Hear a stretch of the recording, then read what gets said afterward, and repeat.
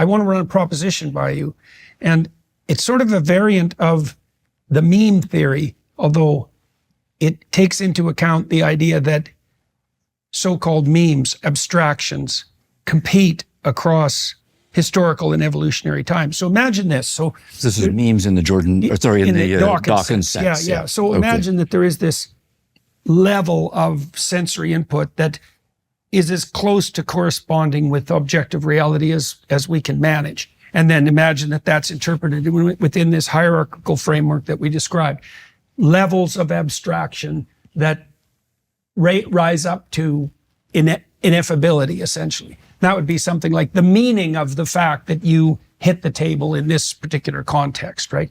Okay, so now imagine you've got this, imagine that every level of that hierarchy and the totality of the hierarchy competes across evolutionary time. So one way of grounding our thinking in data is to assume that all of what we know emerges from raw sense data. But there's another way of thinking about it, which is that the data is interpreted within a hierarchical framework that's full of feedback loops, right? And there's variant forms of those upper level hierarchies. But those forms compete across time. And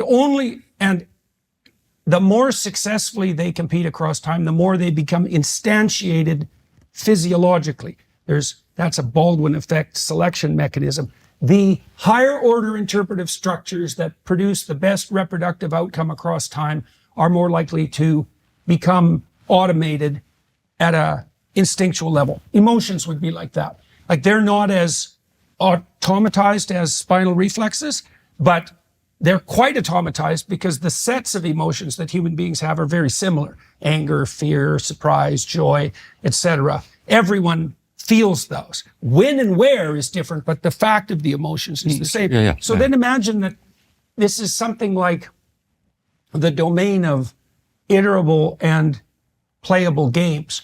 So imagine that there's a variety of different interpretive frameworks that we lay upon more basic sensory data, but that a relatively small subset of those interpretive frameworks has the capacity for sustainable improvement. So you could think about this in the context, let's say, of a marital relationship, right? There's a very large number of ways that your marriage can go wrong. Like an indefinite number of ways that your marriage can go wrong. But then there's a constrained number of ways that it will go right. And that's because it's a difficult target. Imagine that the specifications are something like, for your marriage to be successful, the micro routines and the macro routines have to be such that you're voluntarily okay with them and your wife is voluntarily okay with them. And they bond you more tightly together across time. And this would be the optimal situation, as you lay them out together, they improve.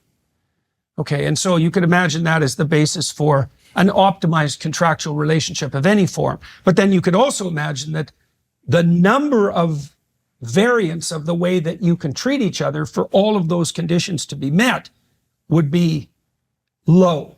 There's a very small number of voluntary playable games that are iterable across large spans of time that improve as you play them. Right. Okay, so then you'd get an evolutionary pressure as well on the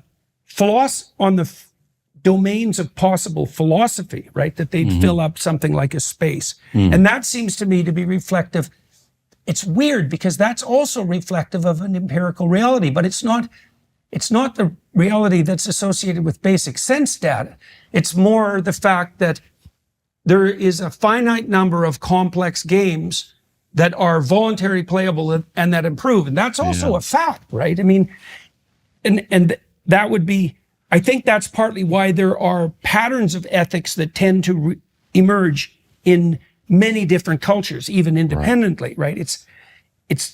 And that also makes a mockery in some ways of a really radical relativism. It's like, it's not the value space, the philosophical space isn't relativistic because there's a finite number of interpretive frameworks that actually have anything approximating productive staying power. And that is reflective of something like the structure of reality. It's more sophisticated reflection than the basic sense data. And so See, I'm saying this because I'm trying to mediate between the postmodern claim that we see the world through a narrative, which I think that's true. I think all the neuroscience data points in that direction. And then you might say, well, any old story goes then. It's like, no, just because we see the world through a story doesn't mean that the stories themselves aren't constrained by empirical reality in its most sophisticated sense. And it also doesn't mean that the stories, even though they're stories, fail to correspond to reality. Okay. That's extraordinarily rich, everything that you're laying out there. Let me just start with one thread to pull. I do not like the language that says we see reality through a narrative. I understand the attraction of it. I can make a more technical description. No. If we just start with that formulation, I think that's a dangerous formulation. I do think the postmoderns are on board with that. But notice what it says. It says there's a we, there's a me, and then there's a narrative, and then there's reality out there. And that I have to go through this narrative to get to reality. Like a screen. That's right. And it might be, it might have some chinks in it. It might be opaque, right? But also what this narrative is, it has got a huge amount of stuff built into it, right? All kinds of background expectations and theories and slippery terms, right? And so forth. What I would say is, to use this language, is that narratives are things that we use to see reality if the narrative is true. So sometimes narratives get reality right. Sometimes narratives are wildly off basis. Right? Yeah, that's in keeping with this idea of competition across time. Okay, that's for sure. But rather than seeing the narrative as a screen or as an obstacle or an intermediary, it itself is a tool. It's a state that our psychological conscious apparatus is in when we are relating to reality. Okay, so that's if we get it right. Okay, so but if we mess it up, then it does become something that we try to see reality through, and we're in a problematic situation. Okay, so let me reformulate the description. Okay. And then let's see if that rectifies that problem. And then let's see where we can go with that problem, because I'll object to your objection and see where that goes. So I would say a narrative is a description of the structure through which we see the world, right? That's a different claim. So because it's not a narrative until I tell it to But then you've dropped reality out of the picture. Well, that's exactly why I want to have this discussion, because I don't want it. I think it's very dangerous. It's kind of obvious to drop reality out of the situation. But you're right that the danger of the postmodern formulation which is that we see the world through a narrative, let's say, is exactly that, is that the reality drops out of the equation. There's nothing but the text, let's say. Like, if there's a competition between narratives for their functionality, let's say, reproductive and otherwise, that would go some way to addressing that problem, because there'd be a Darwinian competition between narrative structures that would prioritize some over others. And so, but the description part, the idea that it's a description is relevant. So imagine that wolves in a pack, at a perceptual level, the wolves distinguish the rank order of the wolf that they're seeing.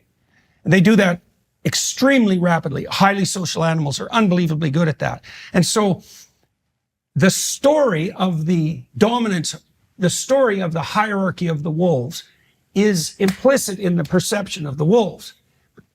And if you describe that, it's a story, but it's not a story before it's described. It's whatever a story is before it's described. Right. It seems to me like it's something like the weights in a neural network, returning to that idea, is that there are certain facts, let's say, that present themselves to us that are much more heavily weighted. And that's axiomatic. It's built into the system. And those would be facts imagine that evoke emotional response very rapidly. They're weighted, and that weighting has a biological element and a cultural element. Now, that's not a story. But if you describe that, that's what a story is. The scientist who's studying the wolves is of creating a story. Or That's right. No, That's not right. creating. I want to say constructing a story. Yes. But it's a story about something that's not happening mediated through stories in the wolves. Yes, right. For the wolves, it's a pattern of behavior and a pattern of perception. Yes. It's not so imagine this is when you go to see a movie, you take on the weighting, the value structure of the protagonist. Now, human beings are very good at that. Like, we look at each other's eyes and we see what people are attending to, and we watch their patterns of attention, and we infer their valuation and their motivation. We're unbelievably good at that. And that's what you're doing when you're going to a movie. We watch how the protagonist prioritizes his attention and his action, what his priorities are. And you infer from that the perceptual structure that, well, that's the question. Does it bring some facts to light and make others irrelevant? And if so, is it a screen? Like, most of the world we don't see. Most of the world is screened out from our perception. Some of that's biomechanical. I can't see behind my head. But some of it is, I'm looking at you, so I can't see the faces of the cameramen right now, right? So that's a choice that's dependent on my determination of how to focus my attention. Now, the fact that I'm prioritizing you, I can see your face, I'm using the foveal center of my vision, and I can't see these guys because they're in my periphery. That's kind of like a screen, right? The place where it's most open is this central point of vision. Over here, it's obscured, and over here, it's just gone completely. So now, you objected to my characterization because you said, observer, screen, reality, and you didn't like the proposition of the intermediary screen. Yes. And I know the screening idea isn't exactly right. But on the counter side, we have this problem. Some things are central to our perception and other things are peripheral. And that's dependent on our values and our patterns of attention and our actions. So, well, I'm curious about what you think about that. Well, I think you're putting two kinds of examples out on the table. They're going to be related. I think the first one where we are looking at a human being, say an actor on a screen, right, putting ourselves in that person's shoes and reading all sorts of things. Reading the world.